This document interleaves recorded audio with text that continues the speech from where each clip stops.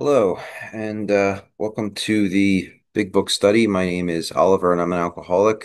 Let's start with the Serenity Prayer, and then we will get into the book. Uh, God grant us serenity to accept the things we cannot change, the courage to change the things we can, and the wisdom to know the difference. నమస్కారం అండి. నా పేరు రమణ. నేను తాగుబోతుని. నేను ఇవాళ Oliver చెప్పిన విషయాలు అనువాదం చేయడానికి ప్రయత్నిస్తాను. మొట్టమొదట ప్రశాంత ప్రార్థనతో మొదలు పెడదాం. దేవా, నేను మార్చలేని విషయాలను అంగీకరించడానికి నాకు ప్రశాంతతనిమ్ము. మార్చగలిగిన విషయాలని మార్చుకుంటూ ధైర్యం నిమ్ము. మరియు పైరింటికి గల తేడాను తెలుసుకుని ధైర్యం నిమ్ము, వివేకము నిమ్ము. Sorry. Yeah. Thank you. We are on Roman numeral page 20. That's XX in the forward to the second edition. Yeah. ఇక మనం కిందటిసారి ఎక్కడ వదిలామంటే XVI అంటే రోమన్ అక్షరాల్లో 16వ పేజీ మన తెలుగు బిగ్ బుక్లో. ఇంగ్లీష్ బుక్లో 20వ page. Yes. Thank you. The paragraph starts, Alcoholics Anonymous is not a religious organization.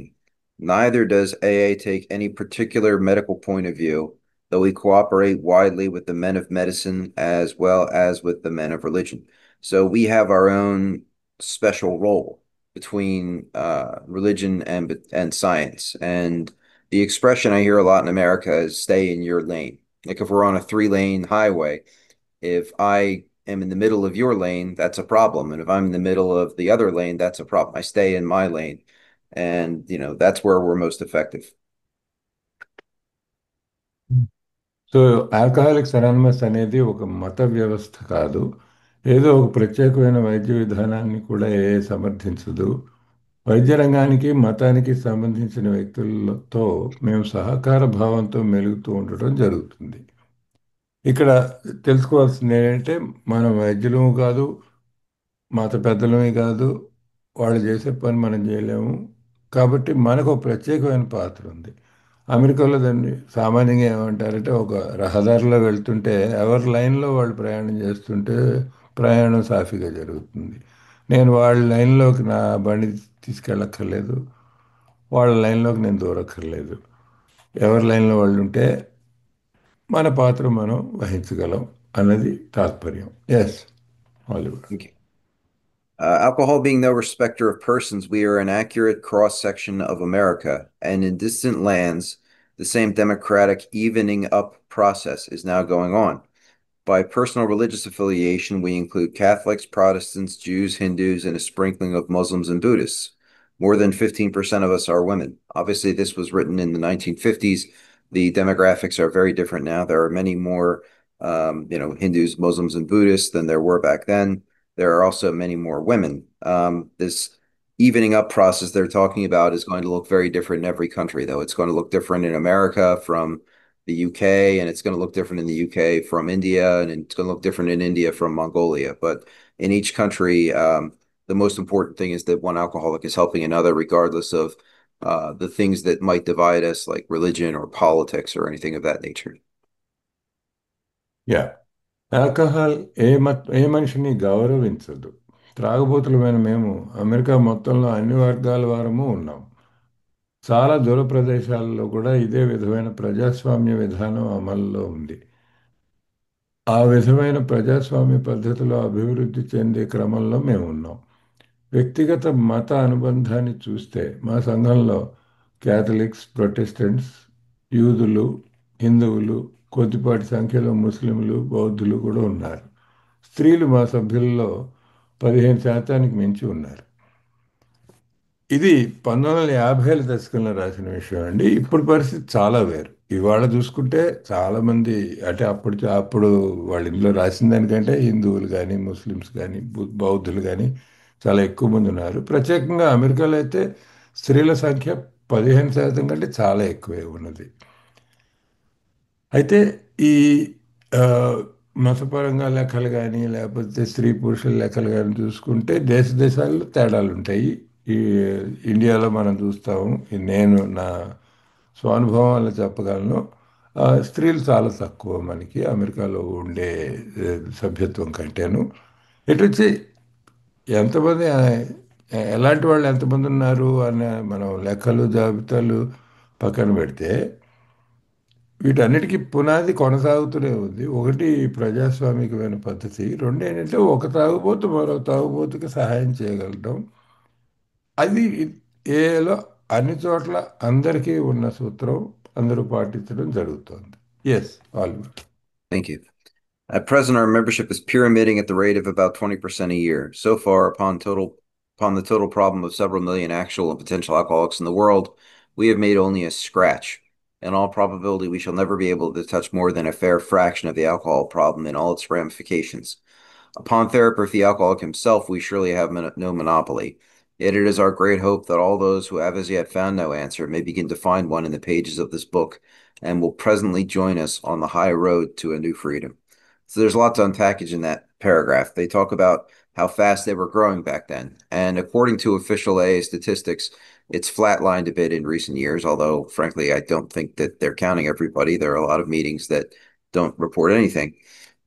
But one thing is for sure, we've only made a scratch in the overall alcohol problem in any given country. If you take the estimate that 10% of the population of a country is alcoholic, any country, 10% of the global population, then we are not really getting as far as we could. And, we'll probably never be able to touch more than a fraction of that. They're realistic about that. They're not expecting that 10% of the human race is going to be in AA someday.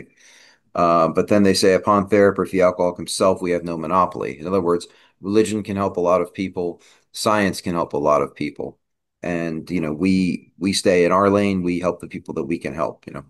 Then it is their hope that those who don't have an answer, people, because some people, science and religion can't help, right? And for those people, we're here, and we can all walk together on the high road to a new freedom. As it says on page 164, trudge the road of happy destiny. We're doing that shoulder to shoulder, and we're all walking together. Yeah. ప్రస్తుతం మా సభ్యుల సంఖ్య ప్రతి సంవత్సరం 20% చొప్పున వృద్ధి చెందుతోంది. ఇంతవరకు ప్రపంచంలో గల ఎన్నో లక్షల మంది నిజమైన తాగుబోతులు, కాబోయే తాగుబోతులు మొత్తం సమస్యలో మేము సాధించింది కేవలం ఆ సమస్య ఉపరితలాన్ని ఛేదించడం మాత్రమే. అన్ని విధాలుగాను పరిశీలించిన పిదప మేము చెప్పగలిగేది ఏమిటంటే, మొత్తం ఆల్కహాల్ సమస్య అతి తక్కువ భాగాన్ని మించి మేము ఎప్పటికీ స్పృశించలేము. త్రాగుబోతున్న రోగానికి పరిష్కారాన్ని అందించే విషయంలో మాకు గుత్తాధిపత్యం అంటూ ఏమీ లేదు. అయినప్పటికీ ఇంతవరకు తమ త్రాగుడు సమస్యకి సరైన సమాధానం లభించని వ్యక్తులంతా ఈ గ్రంథంలోని పుటలలో తమకు అవసరమైన సమాధానాన్ని కనుగొంటారని, ఒక నూతన స్వేచ్ఛ విస్తృత రహదారిలో ప్రయాణం చేస్తున్న మాతో వచ్చి కలుస్తారని మేము ఎంతగానో ఆశిస్తున్నాం. చాలా ఉందండి ఇందులో. ఏంటంటే మొట్టమొదటి చెప్పాల్సింది అంటే ఇది అప్పట్లో వాళ్ళు సాధించిన వృద్ధి పెరుగుదల గురించి చెప్తున్నారు, 50ల విషయం. ఇప్పుడు ఏని మనం జిఎస్ఓ న్యూయార్క్ వాళ్ళు అనుకుంటే, వాళ్ళు చేసిన లెక్కలు అంచనాల ప్రకారం చూసుకుంటే ఈ మధ్యకాలంలో పెరుగుదల అంత 15% అలా లేదు, తగ్గుతూ వస్తుంది. ఎటొచ్చి ఈ అంకెలు సంఖ్యలు వీటన్నిటికీ ఏంటంటే ఆ, ముఖ్యంగా విషయం మీకు తెలిసిందే, మనం ఏ మీటింగుల్లో అటెండెన్స్ ఏం తీసుకోము. వచ్చిన వాళ్ళని ప్రతి వాళ్ళని మనం లెక్కట దానికి ప్రయత్నం కూడా చేయటం లేదు. కాబట్టి లెక్కలన్నీ కూడా ఆ, ఉన్నట్టున్నట్టు తీసుకోవాలంతే. ఇప్పుడు మనం ఎంత వృద్ధి చెందాము ఏమిటి అనే లెక్కలు ఎలా ఉన్నా సరే చెప్పగలిగింది ఒకటి మాత్రం కరెక్ట్. ఏంటంటే ఒక ఏదో ఒక దేశంలో తీసుకోండి, 10% త్రాగుబోతులు ఉంటారు అన్న అంచనా వేసుకుంటే, 10% అంటే చాలా పెద్ద సంఖ్య అది. ఇప్పుడు ఉదాహరణకి భారతదేశ జనాభాలో 10% అంటే 14-15 కోట్ల మంది. వాళ్ళందరూ ఏ మీటింగ్లకు వచ్చేస్తారని మనం ఎప్పుడు ఏనాడు కలగనలే. వాళ్ళందరూ ఏ మీటింగ్లో ఉంటారు, వాళ్ళందరినీ బాగు చేసేసి వాళ్ళందరినీ స్వస్థతకి తెచ్చేద్దామని చెప్పి. మనం ఏంటంటే గుత్తాధిపత్యం కూడా లేదు. అంటే మనమే మనది ఒక్కటే పద్ధతి, ఇంకో పద్ధతి లేదు అన్నది కూడా మనం చెప్పట్లేదు ఎవరికి. మనం ఏం చెప్తున్నాం అంటే, మా దగ్గర ఒక పద్ధతి ఉంది, మీకు సహాయం వేరే చోట్ల దొరికితే తప్పకుండా తీసుకోండి, మీకు వైద్యం వల్ల కానీ మతం వల్ల కానీ మరో దాని వల్ల కానీ మీకు త్రాగుడి నుంచి నివారణ కలిగితే చాలా సంతోషం. ఎటొచ్చి వాటన్నిటి వల్ల సంతోషం కలగకుండా మా దగ్గరికి వస్తే మేము చేయగలిగింది మేము చేస్తాం. ఇందాక చెప్పినట్టు మా లైన్లో మేము నడుస్తూ ఉంటాం. మాతో పాటు కలిసి నడవాలంటే తప్పకుండా రండి. సహాయం ఎప్పుడూ ఉంది. సహాయం ఎప్పుడు ఉంది మాతో కలిసి రండి అన్నదానికి విస్తృత రహదారిలో ఇప్పుడు బిగ్ బుక్ ఆఖరి పేజీలో చెప్పినట్టు అందరం కలిసి నడుస్తూ ఉండడమే, అంతకు మించి ఏమీ లేదు. ఎస్, వాళ్ళు కూడా. Thank you. And if it's okay with you, I'll do the forward to the third edition in one go. There's not much to say about it. Okay. Uh, Forward to third edition. By March 1976, when this edition went to the printer, the total worldwide membership of Alcoholics Anonymous was conservatively estimated at more than 1 million, with almost 28,000 groups meeting in over 90 countries. Surveys of groups in the United States and Canada indicate that AA is reaching out not only to more and more people, but to a wider and wider range. Women now make up more than one-fourth of the membership. Among newer members, the proportion is nearly one-third. 7% of the AA surveyed are less than 30 years of age, among them many in their teens. The basic principles of the AA program, it appears, hold good for individuals with many different lifestyles, just as the program has brought recovery to those of many different nationalities. The 12 steps that summarize the program may be called los 12 pasos in one country, les 12 étapes in another, but they trace exactly the same path to recovery that was blazed by the earliest members of Alcoholics Anonymous. In spite of the great increase in the size and the span of this fellowship, at its core, it remains simple and personal. Each day, somewhere in the world, recovery begins when one alcoholic talks with another alcoholic, sharing experience, strength, and hope. So, despite the growth of the program, the core of it remains the same. It's reaching wider audiences. It's been translated into Los Doce Pasos is Spanish, Les Douze Etapes is French. I know you have Telugu translation. I think they're currently working on a Mongolian translation if they haven't just put that out. So it's translated into countless languages at this point.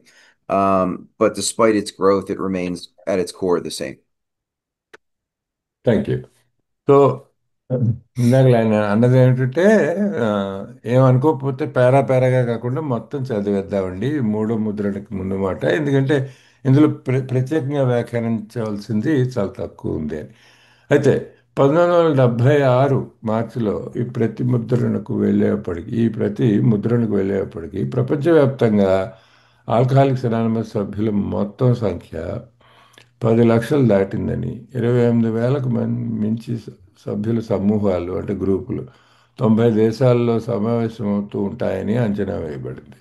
America సంయుక్త రాష్ట్రాల్లోనూ కెనడాలోనూ నిర్వహించిన సర్వేల ప్రకారం alcoholics anonymous మరింత ఎక్కువ మందికి వ్యాప్తి చెందటమే కాక దీని పరిధి ఎంతగానో విస్తృతమవుతోందని తెలియచేయబడింది.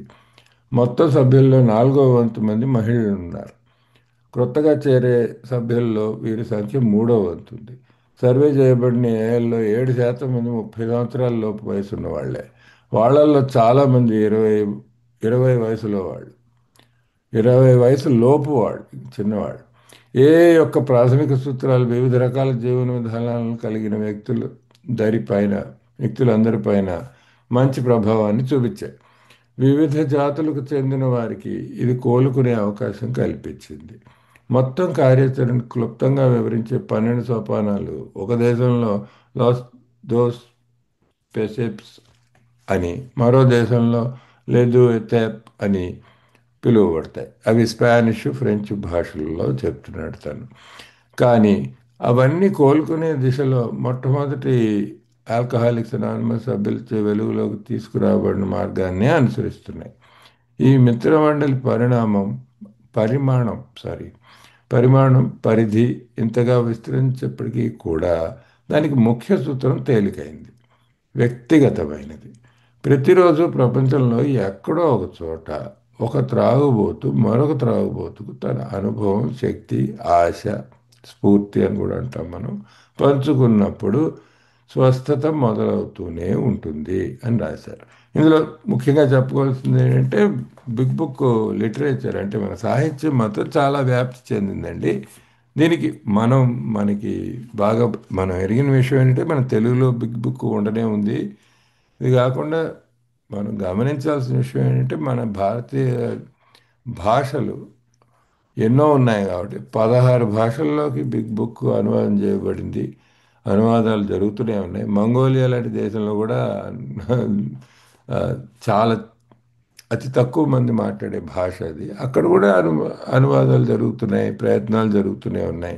కానీ అన్నిటికీ మూల సూత్రం ఆఖరి వ్యాఖ్యలో చెప్పినట్టు ఒక త్రాగుబోతు మరో త్రాగుబోతుకి సహాయం చేయడం, అనుభవం శక్తి స్ఫూర్తి పంచుకోవటం. Yes. Thank you. Forward to the fourth edition. This fourth edition of Alcoholics Anonymous came off press in November 2001 at the start of a new millennium.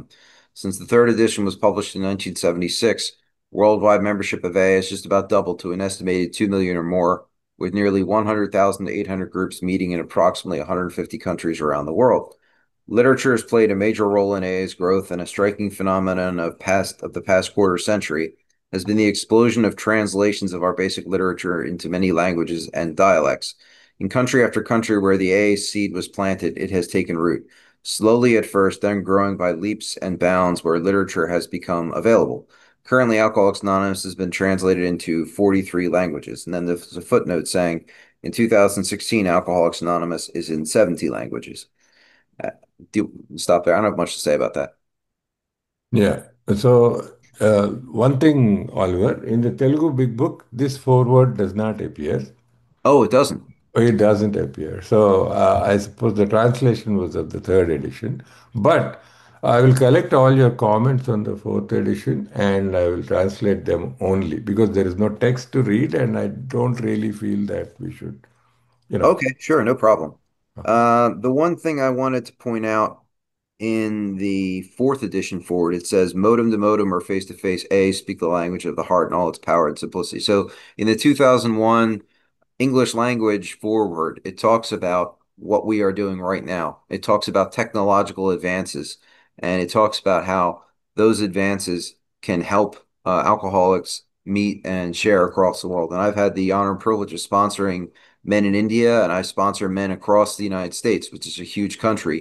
I've sponsored men for 4 years now that I've never met in person. And it's impossible without the existence of technology. I'm certainly not going to be sponsoring you through the mail. And yeah, that's all I'll say. Correct. Okay. So నాలుగో ముద్రణకి ఆ, ముందు మాట ఆయన చదివారండి. ఇది English big బుక్లో ఉన్నది.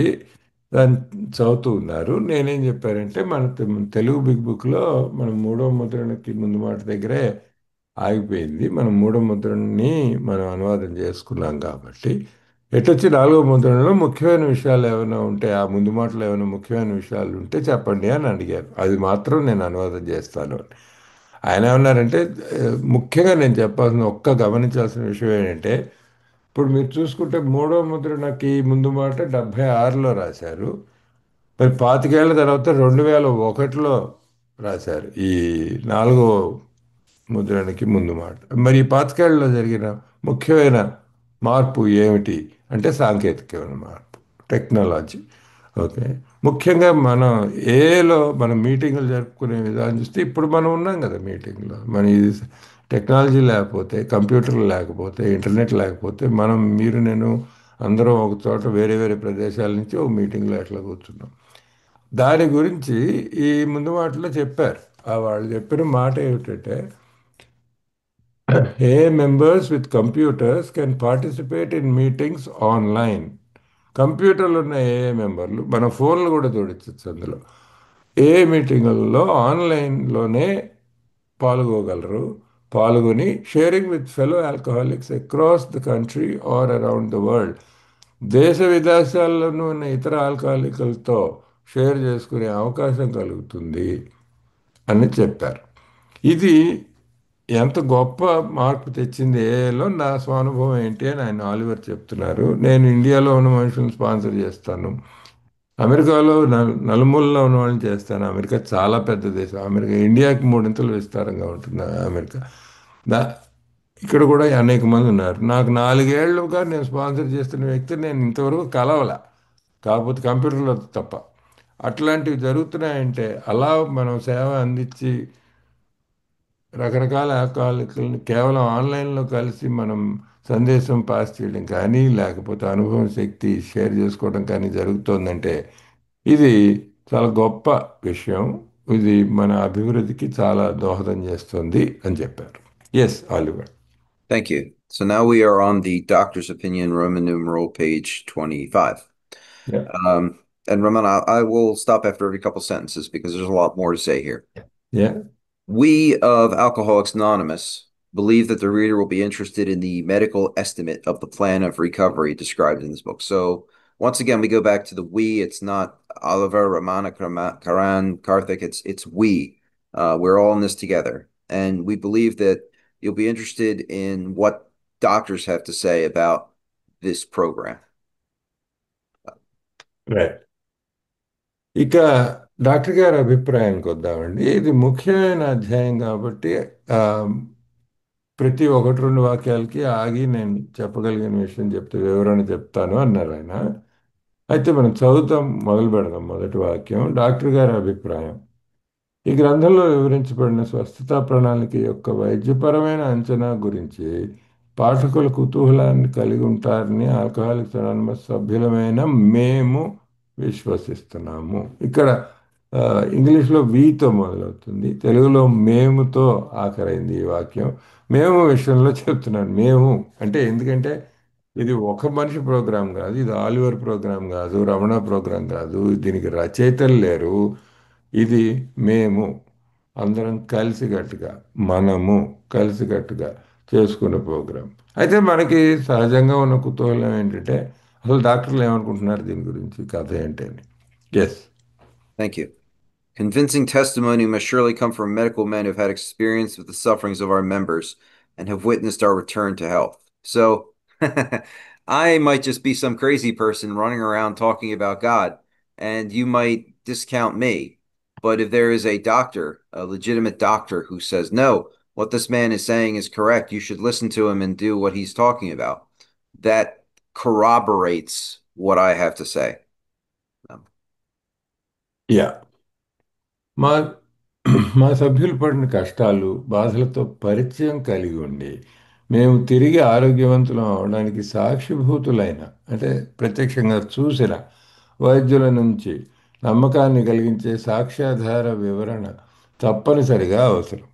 ఎందుకండి అంటే ఇప్పుడు నేనేదో పిచ్చాడిని అయి ఉండొచ్చు, దేవుడు దొరికాడు నాకు ఈ సోపానాల వల్ల, నాకు దేవునితో సాన్నిహిత్యం కలిగింది, దానివల్ల నేను ఏదో బాగుపడ్డాను అని ఊరంతా చెప్తూ ఉండొచ్చు నేను. ఏమో నేను పిచ్చోడినో సరైన వాడినో అసలు నా మాట ఎందుకు నమ్మాలి? కొత్త కొత్త మిత్రుడు కానీ ఇంకోటి కానీ ఎవరు నమ్ముతారండి? అసలు వైద్య వైద్యంలో ఒక డిగ్రీ చేసి అసలు 10 మంది జబ్బులను చూసి చేసిన ఒక డాక్టర్ని అయితే నమ్ముతారు. ఆ డాక్టర్ చెప్పి అవును వీడు చెప్పింది నిజమే, వీడికి ఇలా జరిగింది, నా దగ్గర చికిత్స పొందుతూనే జరిగింది వీడికి అని చెప్పారనుకోండి, నేను చెప్పిన మాటకి ఒక సాక్షి ఆ, చెప్పినట్టు ఉంటుంది. రెండోది ఏంటంటే ధృవీకరించబడుతుంది నా సందేశం. ఒక ఆ, డాక్టర్ చెప్తే వేరు, ఒక తాగుబోతుగా నేను చెప్తే వేరు. అది. Yes. Thank you. A well-known doctor, and this is Dr. Silkworth, as we'll see, chief physician at a nationally prominent hospital. This was Towns Hospital in Brooklyn, New York, in the United States. It no longer exists, specializing in alcoholic and drug addiction. So right away, they're putting the two together, that they're similar problems. Gave Alcoholics Anonymous this letter. Do you want to translate that or? Yeah. దేశవ్యాప్తంగా ప్రాచుర్యాన్ని పొందిన ఒక పెద్ద హాస్పిటల్లో మద్యానికి మత్తు మందులకి అలవాటు పడిన వారికి చికిత్స చేయడంలో ప్రత్యేకతను సంతరించుకొని మంచి పేరు సంపాదించుకున్న ప్రధాన ఫిజిషియన్ ఒకరు ఆల్కహాలిక్స్ అనానమస్కి ఈ క్రింది లేఖను ఇచ్చారు. ఈ ఇచ్చిన ఫిజిషియన్ డాక్టరు మనకు తెలుసు, ఆయన పేరేమిటి, డాక్టర్ విలియం సిల్క్వర్త్. ఆయన ఎక్కడ పనిచేసేవాళ్ళు, ఈ దేశవ్యాప్తంగా ప్రాచుర్యం పొందిన ఈ ఆసుపత్రి పేరేమిటి, ఇది న్యూయార్క్ నగరంలో బ్రూక్లిన్ ప్రాంతంలో టౌన్స్ హాస్పిటల్, చాలా పెద్ద హాస్పిటల్, ఇప్పుడు లేదు ఇవాల్టి రోజున. అయితే అప్పుడు వాళ్ళు ఏం చేసేవాళ్ళు అంటే మద్యానికి మత్తు మందులకి అలవాటు పడిన వారికి చికిత్స. అంటే అక్కడే మీకు తెలుస్తోంది ఆ కాలంలోనే ఆ, మద్యము, ఈ మాదక ద్రవ్యాలు అంటే ఈ మత్తు మందులు రెండు కూడా కలిపి ఆ, మాట్లాడటం మొదలుపెట్టారు ఆ రోజుల్లోనే. Yes. Thank you. To whom it may concern, I have specialized in the treatment of alcoholism for many years. He's qualified and experienced in this. In late 1934, I attended a patient. He means the founder of AA, Bill Wilson, who, though he had been a competent businessman of good earning capacity, as we'll see when we get to his story, was an alcoholic of a type I had come to regard as hopeless. By hopeless, he means beyond medical assistance. There's nothing that medicine can do for this man. Yeah నాకు త్రాగుబోతున్న ఈ విషయం సంబంధించిన ఎవరికైనా ఇక్కడి నుంచి రాసేది doctor సిల్క్వర్త్ రాత. నాకు త్రాగుబోతుతనం చికిత్సకు సంబంధించి ఎన్నో సంవత్సరాలుగా విశేషమైన పని చేసిన అనుభవం ఉంది. సో మొదటి వాక్యంలోనే ఆయన అర్హతలు ఏమిటి, డాక్టర్ గారు అనుభవం ఏంటి, ఎన్నో సంవత్సరాలుగా చేస్తున్నాడు అంటే ఆయన మాటను మనం కొంచెం జాగ్రత్తగా విని గమనించి నమ్మడం మంచిదేమో. 1936 34 సంవత్సరం చివరి భాగంలో నేను ఒక రోగిని చూడవలసి వచ్చింది. ఏ రోగి అంటే మన బిల్ విల్సన్, మన సహ సంస్థాపకుడు. అతను మంచి అర్జనా సామర్థ్యం కలిగి మా డబ్బులు సంపాదించే సామర్థ్యం ఉంది ఆయనకి. సమర్థుడైన వ్యాపారవేత్త అయినప్పటికీ అతను ఏమాత్రం కూడా కోలుకునే ఆశ లేని త్రాగుబోతు రకంగా నేను భావించాను. అంటే త్రాగుబోతులు అందరూ ఒకటైతే త్రాగుబోతులందు ఇలా నిరాశాజనకమైన ఇంకా వీడికి వైద్య రంగంలో మేము అందించగలిసిన సహాయం ఏమాత్రమూ లేదు అని డాక్టరు ఇతని గురించి చెప్తున్నారు. అది మనం ఇచ్చే సర్టిఫికేట్ బిల్ విల్సన్. డాక్టర్ గారు చెప్పింది నీకు నేనేం చేయలేను పో అన్నట్టు అన్న పరిస్థితిలో ఉన్నాడు ఆయన. Yes. Thank you. In the course of his, meaning Bill Wilson's third treatment, his third trip to Towns Hospital for rehab, he acquired certain ideas concerning a possible means of recovery. Those ideas, and I think we talked about this before, come from the Oxford group. And Bill Wilson then modified those ideas into the 12 steps and created an alcoholic centered program. But that took him a couple of years to do. But there's a tendency in AA, especially in America, to people somehow think that God came to Bill Wilson and just whispered the 12 steps into his ear from nothingness, and they were delivered to him on like a golden tablet or something. They are derived from spiritual practices developed in the Oxford group itself. And we'll talk about that more later, but I just wanted to put that out there now.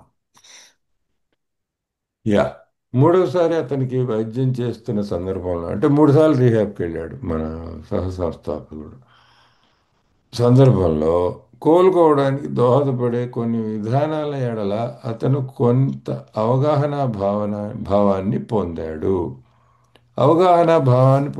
ఏమిటి అవగాహన అంటే మనకు తెలిసి ఇంతకుముందు చెప్పుకున్నాం ఈ Oxford group గురించి. మనకంటే ముందుండే వాళ్ళు ఆక్స్ఫర్డ్ గ్రూప్ వాళ్ళ ఆధ్యాత్మికమైన సూత్రాలు ఏవైతే ఉన్నాయో వాటిని క్రోడీకరించి తర్వాత ఈ 12 సోపానాల కార్యక్రమం తర్వాత జరిగింది. ఇది 34 డిసెంబర్లో ఏమిటంటే అతనికి ఆధ్యాత్మిక తత్వం ఎక్కడి నుంచి వచ్చింది, ఆ తర్వాత స్టెప్పులు ఎలా రాశాడంటే ఆక్స్ఫర్డ్ గ్రూప్ నుంచి వచ్చింది. అది చెప్పుకోవడం ముఖ్యం. ఏవైతే ఆ సూత్రాలు ఏవైతే ఉన్నాయో ఆ కార్యాచరణ ఏవైతే ఉందో అది ఆక్స్ఫర్డ్ గ్రూప్లో అప్పటికే ఉంది.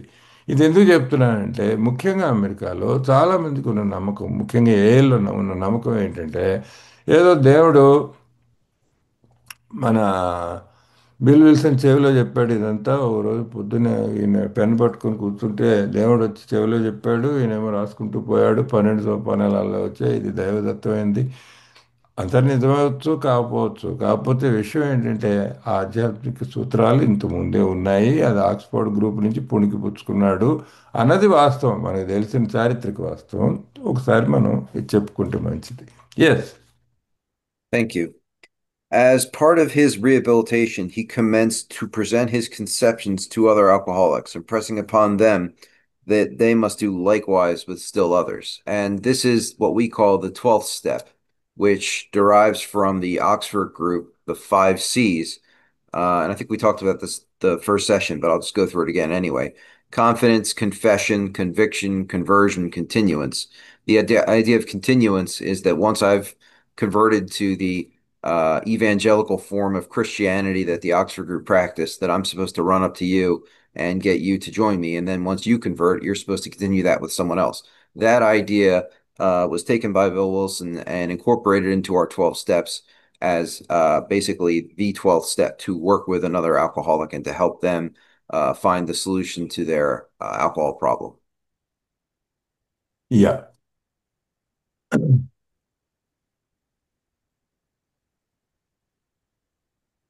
వారు కూడా ఇంకా ఇతరుల విషయంలో అలాగే చేయవలసిన అవసరాన్ని నొక్కి వక్కాణిస్తూ తన పునరావాసంలో భాగంగా తన భావ సంకల్పాలను ఇతర త్రాగుబోతులకు వివరించడం ప్రారంభించాడు.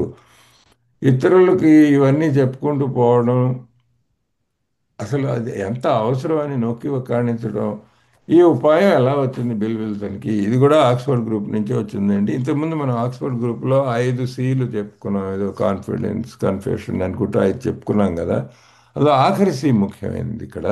కంటిన్యూయన్స్ అంటే మనం నిత్యత్వము అని చెప్పుకోవచ్చు. అంటే నిత్యంగా దీన్ని కొనసాగిస్తూ ఉండాల్సిన అవసరం ఉంది. ఏదైతే ఆధ్యాత్మిక సూత్రం నేను అవలంబిస్తున్నానో అది కొనసాగించాల్సిన అవసరం ఉంది అనేది కంటిన్యూయన్స్.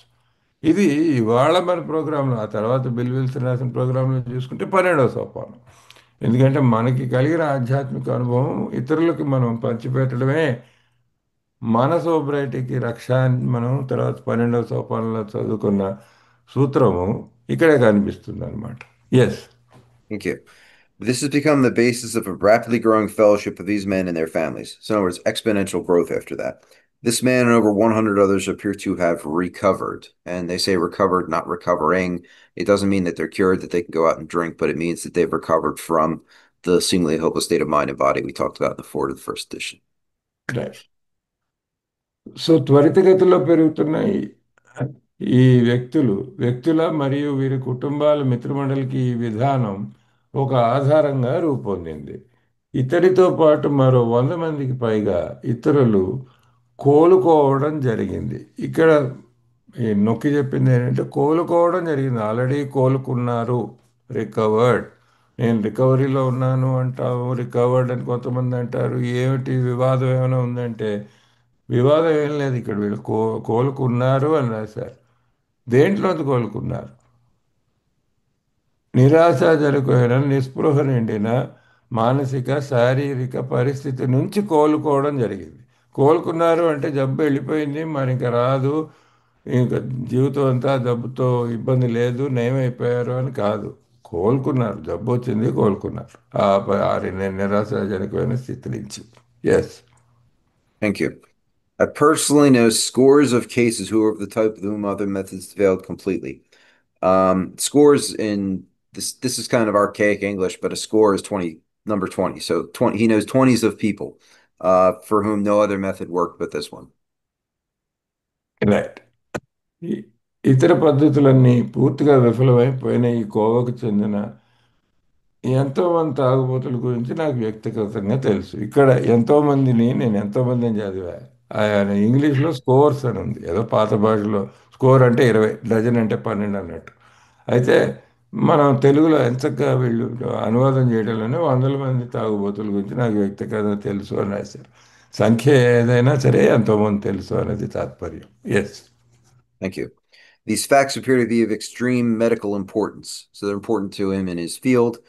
Because of the extraordinary possibilities of rapid growth inherent in this group, they may mark a new epoch in the annals of alcoholism. So, this new group of Alcoholics Anonymous, these 100 people, the way that they operate has the potential for rapid growth. And because of that, it may mark a new epoch. Epoch means a new age, and annals are history. So, we may mark a new age in the history of alcoholism.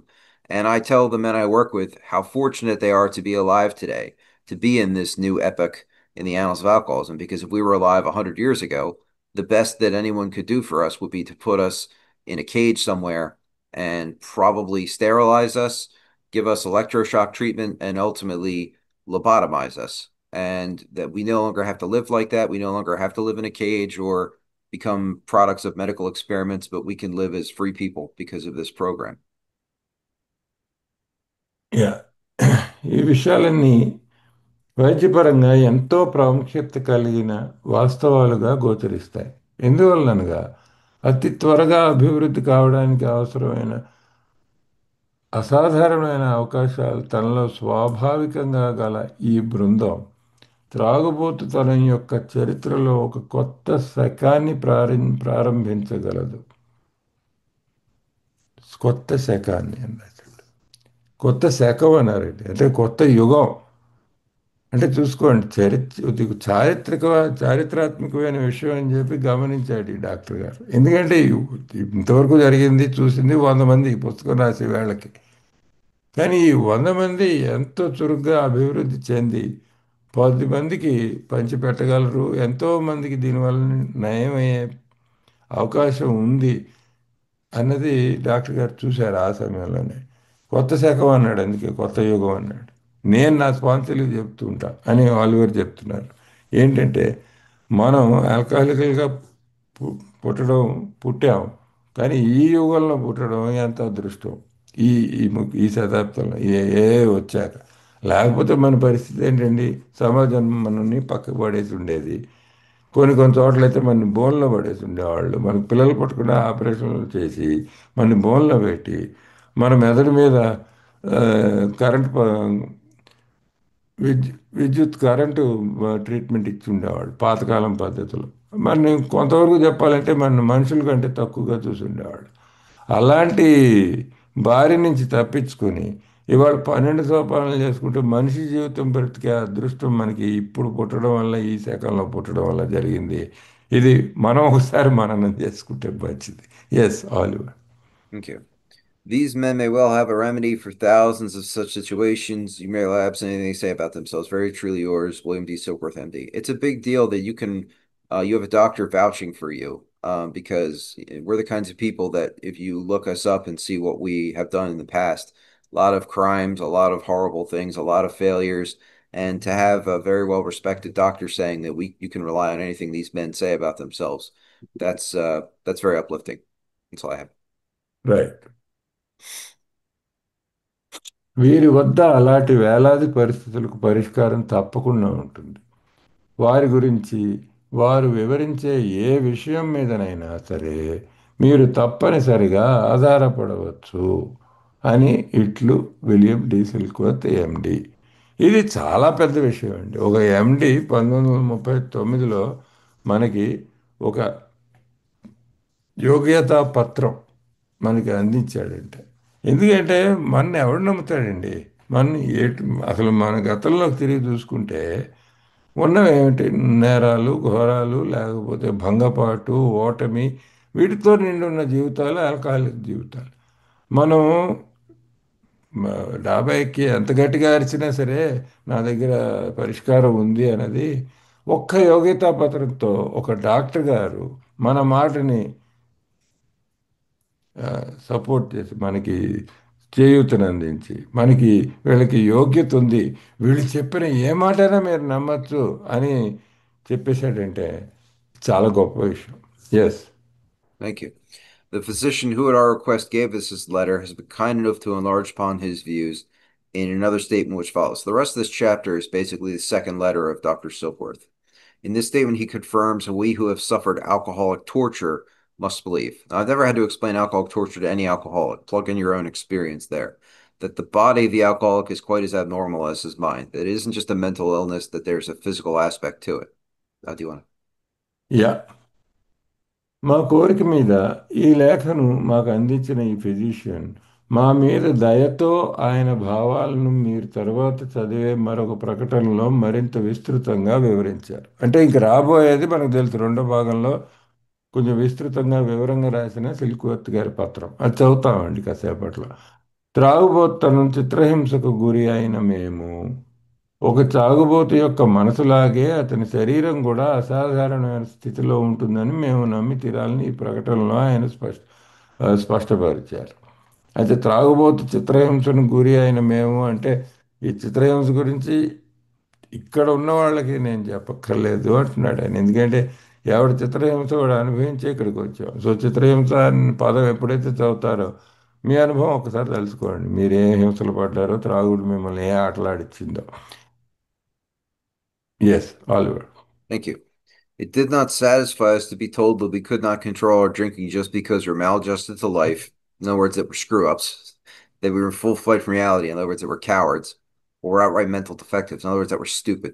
So it's not very satisfying to be told you can't control your drinking because you're a stupid, cowardly screw up. These things were true to some extent, in fact, to a considerable extent with some of us. I know a lot of really stupid people, and I know a lot of cowardly screw ups. You just, I'll point them out to you if you want. We are sure that our, and I'm sure they feel the same way about me. We are sure that our bodies were sickened as well. In our belief, any picture of the alcohol which leaves out this physical factor is incomplete. Again, it's not just the mental obsession, it's also the physical allergy. Yeah జీవితాన్ని కేవలం తప్పుగా అన్వయించుకోవడం వల్లనే మేము త్రాగుడు నియంత్రణ చేసుకోలేకపోవడం అని అంటే మనకి వాస్తవంతో సరైన సత్సంబంధాలు లేవు. వాస్ వాస్తవంకి ఎంతో దూరంగా మేము బ్రతుకుతున్నాం. అంటే మనం పిరికి వాళ్ళం పని అంటే పారిపోయాం, జీవితం అనే ఆట నుంచి పారిపోయాం. మానసిక లోటుపాట్లకు గురి అయి ఉన్నామని అంటే పిచ్చోళ్ళం కూడా అయి ఉండొచ్చు.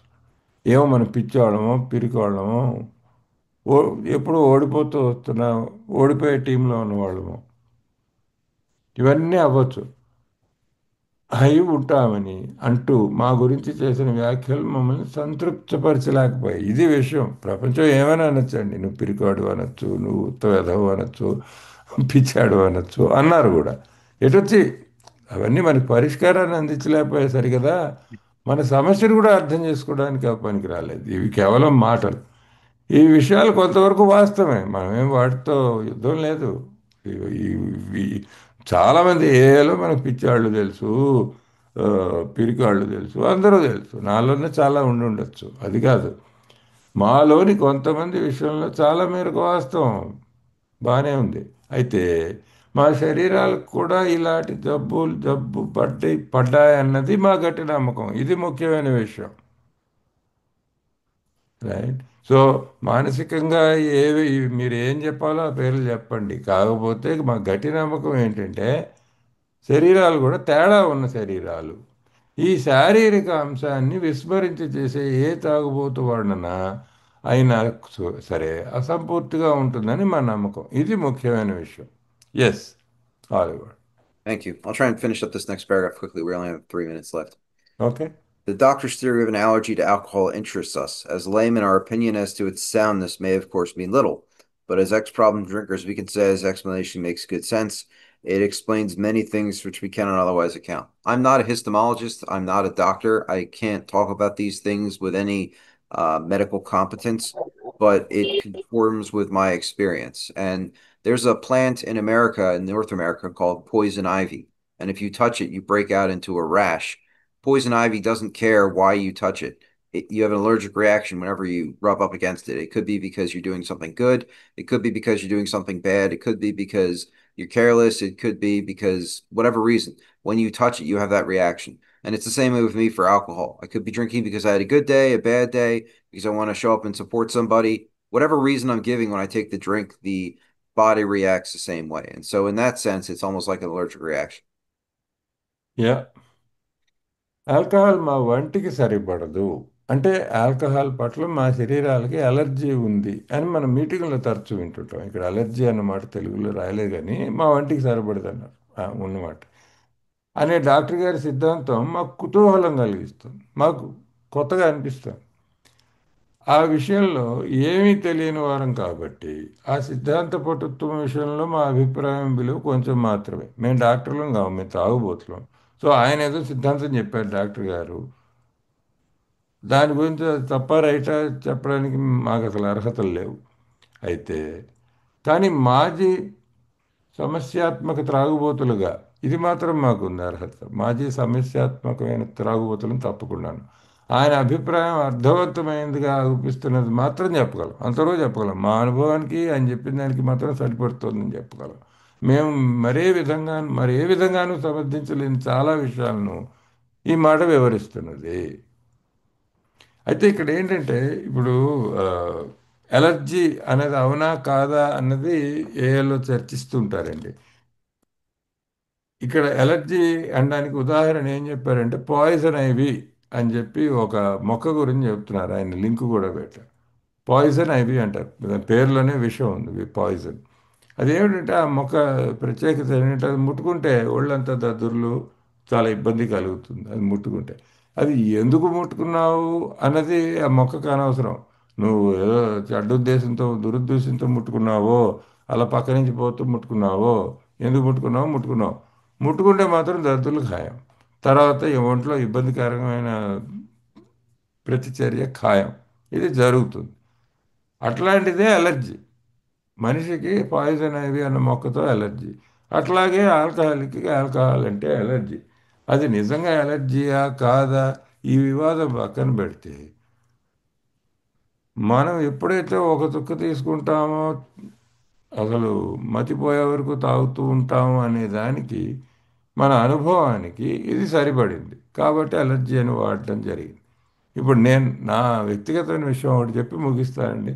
నా కూతురు డాక్టరు, దాన్ని అడుగుతాను, ఆ అమ్మాయిని అడుగుతాను నేను, అమ్మ ఎలర్జీ అని. నవ్వుతుంది అనమాట, నాన్న ఆల్కహాల్కి ఎలర్జీకి సంబంధం ఏంటంటే, ఎందుకంటే వాళ్ళు చదువుకున్న వైద్యుల్లో ఎలర్జీ అన్న పదానికి దీనికి సంబంధం లేదు. ఎటొచ్చి నా కూతురు ఆల్కహాలిక్ కాదు, ఆవిడ డాక్టరు, నేను ఆల్కహాలిక్. సో నాకు ఈ ఎలర్జీ పద్ధతి నా అనుభవానికి దానికి కరెక్ట్గా సరిపడింది. సో అది నేను భావించడంలో తప్పులేదు. అది ఆ, నా అనుభవానికి డాక్టర్ సిల్క్వర్త్ గారు చెప్పిన దానికి పూర్తిగా సరిపోయింది. Yes all. Thank you. I guess that's about all we have time for. We're going to open it up. ఈ వారానికి ఇక్కడ ఆపుదామండి. అయితే వచ్చి ఇప్పుడు ప్రశ్నలు సమాధానాలు ఏమైనా ఉంటే, మాటలు చర్చ ఏమైనా ఉంటే, మరో 14 నిమిషాల సమయం ఉంది. కరెంట్ మనం రికార్డింగ్ ఆపుదామా?